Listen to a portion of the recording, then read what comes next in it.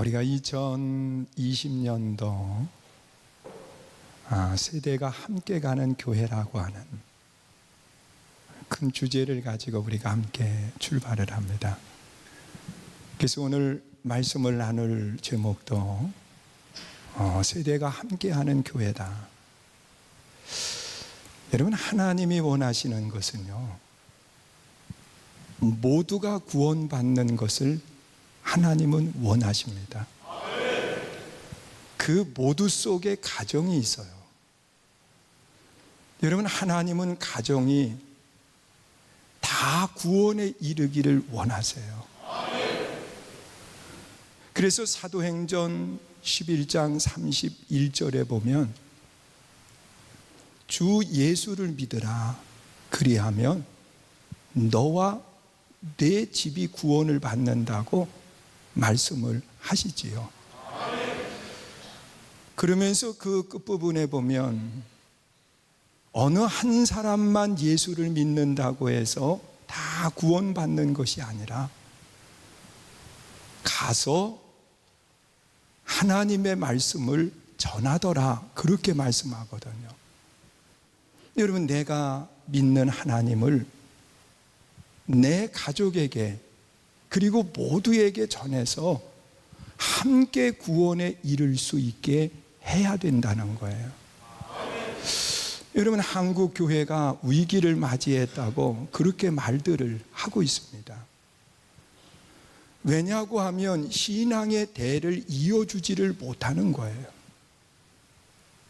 그래서 지금 많은 교회들이, 한국의 많은 교회들이 교회 학교가 없어요. 아이들이 없는 거예요. 여러분, 이러한 모습으로 계속 나아간다고 하면 신앙의 대가 끊어질 수밖에 없어요. 그래서 우리는 2020년도 기도하면서 모든 세대가 함께 할 수 있는 교회가 되어야 되겠다. 가정 구원에 대해서 우리가 기도하고 함께 가야 되겠다는 거예요. 여러분, 성경에 보면 하나님이 세상을 만드실 때 하나님은 아담 한 사람을 만드셨어요. 하나님의 형상대로 말이에요.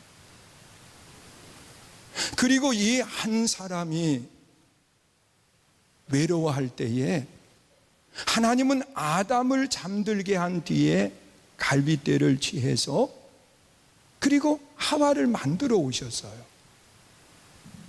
이 하와를 보고 아담이 가장 먼저 한 말이 있습니다. 내 뼈 중에 뼈요, 살 중에 살이라고 하면서 하나임을 말하게 되지요. 여러분, 아담과 하와는 둘이 아니라 하나라는 겁니다. 그러나 그 안에 죄가 들어오면서부터 하나가 아니라 나누어지기를 시작을 해요. 하나님이 아담에게 물으셨어요. 불순종의 죄를 지었을 때 너 왜 그 죄를 지었냐? 그랬더니 아담이 하는 이야기는 뼈 중에 뼈, 살 중에 살이라고 하는 이 여인 말 듣고 그랬습니다. 이렇게 말하지 않았어요. 이 여자 때문에. 여러분, 이 여자라고 하는 것은 나누는 것을 이야기하고 있어요. 하나님이 데려다 주신 이 여자 때문에 내가 죄를 지었노라고 그렇게 이야기를 하는 것을 봅니다. 여러분, 하나였던 사람이 나누어지게 된 것은 죄로 인한 결과입니다.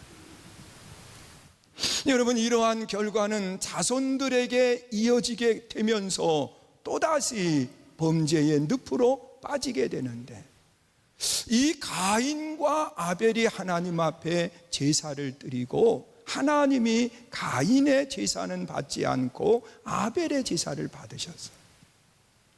자, 그랬을 때 이 가인은 분을 내면서 그 돌로 동생 아벨을 쳐서 죽이게 됩니다. 여러분, 형제 간에도 처음으로 죽이게 되는 그런 일들이 발생을 한 거예요. 여러분, 하나가 되어야 되는 가족, 하나가 돼야 되는 그 삶이 죽음으로 이어지게 되는 결과를 가져왔어요. 그런데 하나님이 원하시는 것은 뭐냐고 하면 온 가족의 구원이요, 온 가족이 하나님의 백성 되는 겁니다. 믿으십니까? 그래서 오늘 이 본문의 말씀을 중심으로 해서 어떻게 내 가정이 그 구원에 이르는 아름다운 가정이 될 수 있을까? 또한 하나님을 섬기는 가정으로서 하나님 앞에 어떤 모습을 가져야 될까? 오늘 본문 28절에 보면 그렇게 말씀을 해요. 그 후에 내가 내 영을 만민에게 부어주리니 너의 자녀들이 장래 일을 말할 것이며 너의 늙은이는 꿈을 꾸며 너의 젊은이는 이상을 볼 것이며. 여러분, 그 후에 내 영을 만민에게 부어준다 그랬어요. 여러분, 이 말씀 속에 우리에게 하시는 하나님의 음성은 뭐냐고 하면 내 가정, 모든 성도들 가정들이 성령의 역사하심 속에 우리가 신앙생활을 해야 된다는 거예요. 여러분, 성령 받은 아름다운 가정이 돼야 된다는 거예요. 여러분, 내 신앙이 얼마나 많이 아느냐 중요하지 않아요. 물론 많이 알면 좋겠지요. 오랜 시간 신앙생활하면 좋겠지요. 그러나 더 중요한 것이 있어요. 그것은 뭐냐? 성령 받고 신앙생활하는 거예요. 여러분, 처음 성도들의 모습을 우리 한번 생각해 보세요. 예수님과 함께 생활을 하며 배우고 보았던 예수님의 제자들이 있습니다. 이 제자들이 예수님이 십자가에 달려 죽으실 때 아무도 그와 함께 하지 않았어요. 다 떠나갔습니다. 심지어 예수님의 사랑을 제일 많이 받았던 베드로는 예수님을 3번씩이나 부인하고 그 자리를 떠나갔어요. 이런 베드로를 예수님은 버리지 않고 부활하신 뒤에 찾아가 주셨어요. 그리고 베드로에게 예수님이 물으신 것은 뭐냐? 여기 있는 이 사람들보다 내가 나를 더 사랑하느냐 물으신 뒤에 그에게 사명을 맡겨주세요. 내 양을 먹이라고 사명을 주세요. 이렇게 3번을 물으신 뒤에 예수님께서는 내 양을 먹이라고 사명을 허락해 주시는데, 그리고 난 뒤에 제자들과 함께 40일을 계시다가 승천하시면서 이 제자들에게 하신 말씀을 뭐냐고 하면 내가 가는 것이 너희에게는 복이다. 왜냐고 하면 내가 가면 성령이 임하게 될 텐데, 성령이 너희에게 임하시면 너희가 권능을 받게 되고, 그리고 예루살렘, 유다, 사마리아 땅끝까지 복음의 증인이 된다고 말씀을 하고 있습니다. 성령 받아야 된다는 거예요. 그러면서 성령을 받기 위해서 어떻게 해야 되느냐? 예루살렘을 떠나지 말아라. 하나님의 약속의 장소를 말하고 있어요. 은혜의 장소를 말하고 있어요. 그리고 아버지가 약속하신 것을 기다리라고 부탁을 하시고 예수님이 승천하시는데, 예수님의 제자들은 이 예수님이 하신 말씀 또한 함께 따랐던 사람들이 모여들기를 시작을 하는데 120명의 성도들이 마가의 다락방에 모였어요. 그리고 그들이 합심해서 하나님 앞에 기도할 때 불의 혀같이 갈라지는 성령이 그들 위에 임하였다고 말씀합니다. 여러분, 성령 받은 사람들은 가만히 있지 못했어요. 그들은 거리로 나가서 복음을 전하고 사랑을 증거하는 아름다운 모습을 갖게 된 거예요. 여러분, 오늘도 마찬가지예요. 내 가정이 또한 이 교회가 하나님이 기뻐하는 아름다운 모습이 되려고 하면 성령의 충만을 받아야 돼요. 여러분, 어느 특별한 사람만이 아니에요. 모든 백성들에게, 모두에게 임했다고 그랬는데 그 모두 속에는 내 사랑하는 가족이 포함되어 있다는 거예요. 여러분, 나만 믿는 예수님이 아니라 내 가족, 모든 가족들이 예수를 믿고 그리고 성령의 충만을 받아야 돼요. 여러분, 성령의 충만을 받기 위해서 하나님의 약속한 자리를 떠나가면 안 돼요. 그 자리에서 하나님 앞에 부르짖어 기도하며 성령이 임하기까지 간구할 수 있는 아름다운 신앙이 돼야 된다는 거예요. 그래서 나만이 아니라 내 가족 모두가, 이 교회의 모든 성도들이 성령의 충만함을 받고 시대의 주인공 될 수 있기를 주님의 이름으로 축원합니다.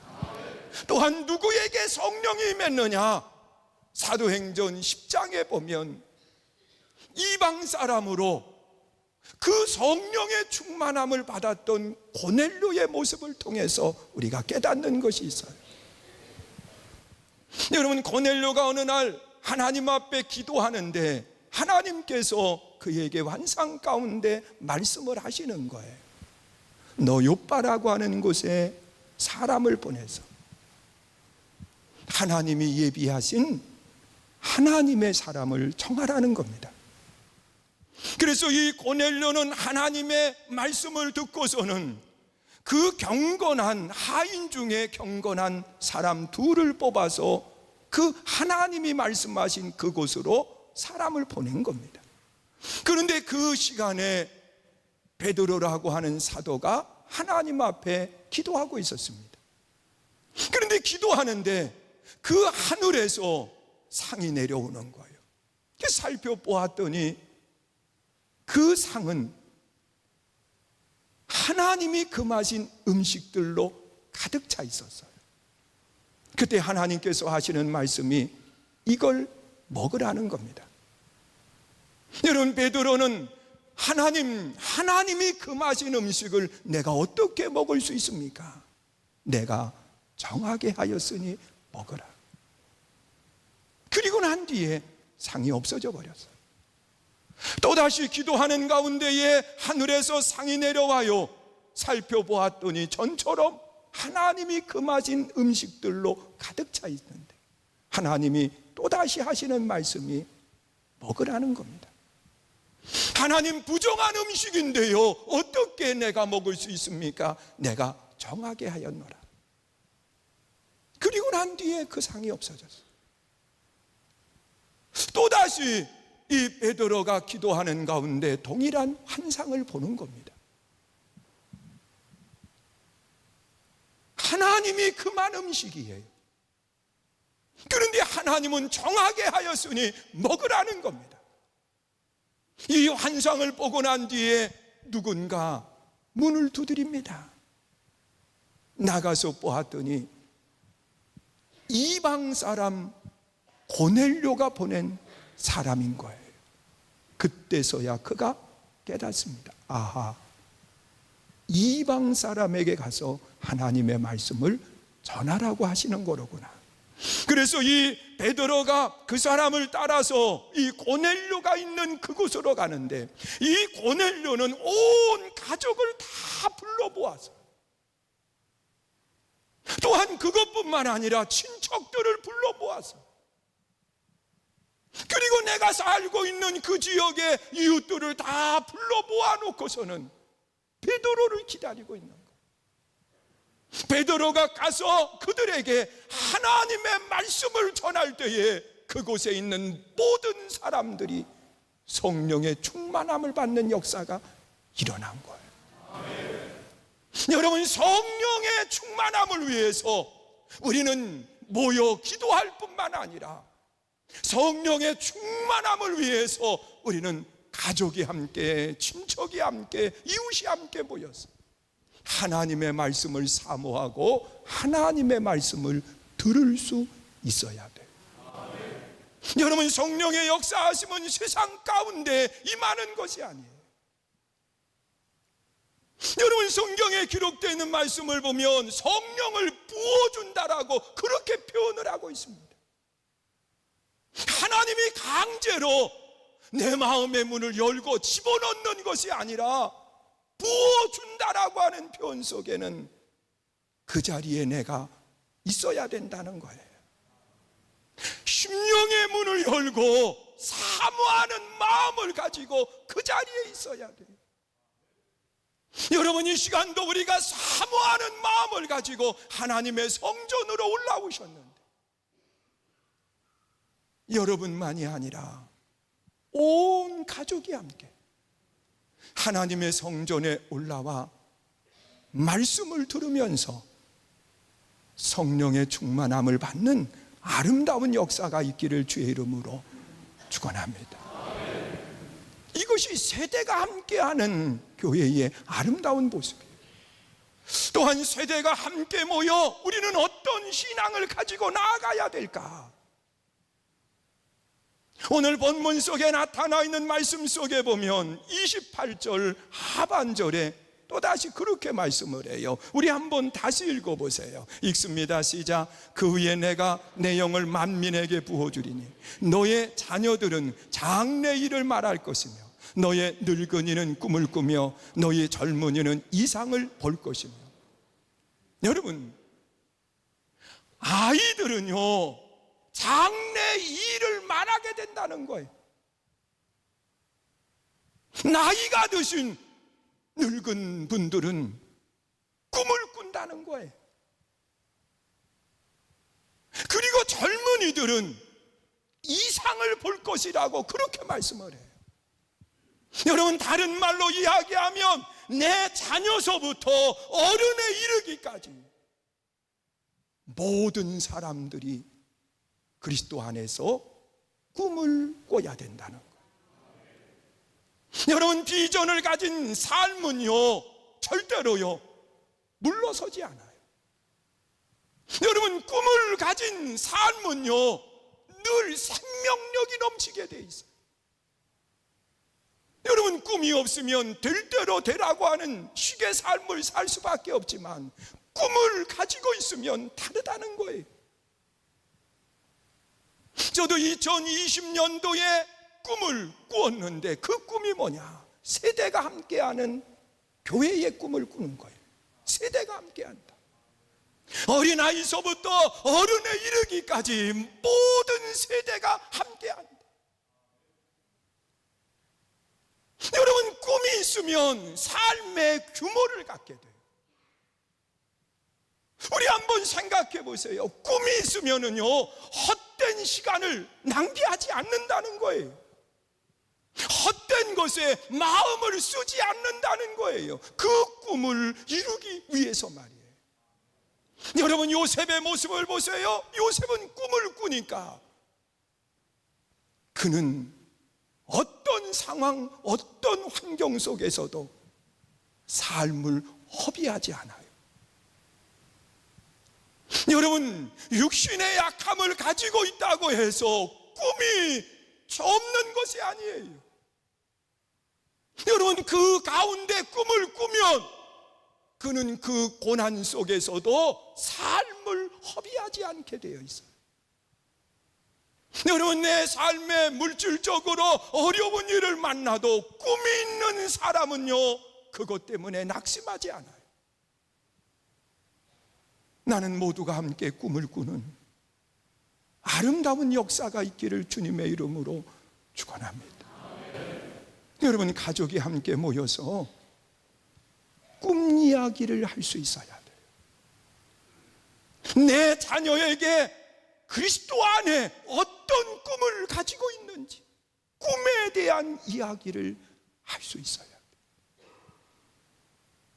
여러분, 하나님이 기뻐하시는 모습은 바로 온 가족이 함께 그리스도 안에서 꿈을 꾸는 겁니다. 거기 하나님의 기적과 거기 하나님의 역사가 일어나요. 사랑하는 성도 여러분, 이 세대가 함께 나아가는 아름다운 모습이 되어야 돼요. 그러기 위해서는 내 온 가족이 고넬료의 가정처럼 성령의 충만함을 받는 아름다운 가정, 하나님의 말씀을 듣기 위해서 우리가 함께 모이는 가정 되시기를 주님의 이름으로 축원합니다. 또한 세대가 함께 우리가 무엇을 해야 됩니까? 여러분, 그리스도 안에 같은 꿈을 가지고 우리가 함께 나아가는 거예요. 꿈이 없으면 사람이 방자해져요. 여러분, 꿈이 없으면 사람이 무기력해져요.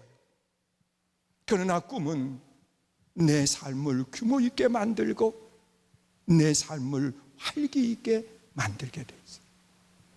그리고 또한 세대가 함께하는 아름다운 가정은요, 늘 주님의 이름을 부르는 가정이 되는 것. 거기에 구원의 아름다운 역사, 천국의 아름다운 백성됨을 기억하시면서 우리가 다 이 믿음으로 승리하시기를 주의 이름으로 축원합니다.